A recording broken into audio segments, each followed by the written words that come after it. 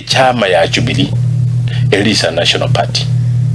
It could be very difficult and Matiang'i alocha kurwani gomono aligocha gocha loko ngane party ya loka gocha kuliga ka RHST achake gokoraki achake koyeonia.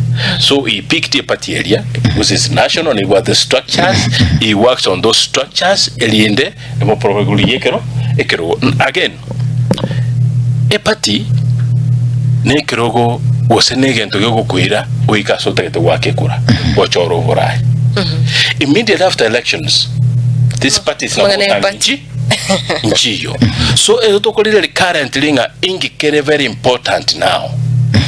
Na ande ingi kera kere tola eta abantu baitamo. Tendara kubuli.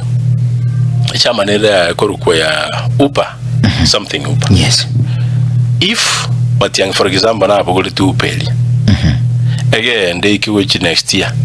Mondali giti tongora yegole. Ngajale gotika. Because that's politics. Ajigole. Lakini Jubilee no gole. You can't because it's a national party. Nebo atata leaders everywhere. Right? Akakagu siyo kurangalia bantu bali babeke room bate bibu ni. Ngaji satu bitene bintu bindengana na.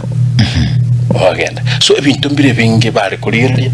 Abasomi babasemi mbale ngorora abantu mbali kerete bakama advising e patinerie. Bone gasi itu natandi no gotebyo abantu baite bamandirita babonsaliko na abande kyani mazino na abantu ba UDM bacha igotina babeka ngabona maso yima. It is an example. No, that's okay. Into gasi itu no kogenda mashinane. Tukwanira abana inchinge chama ya itu Jubilee. Chama ya presidential candidate Matiang'i. Ne reason to sumira Matiang'i digeli binta kolete.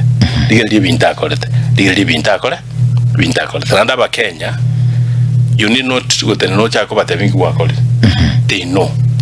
And they will appreciate you work on it. And they will tell you how work on it.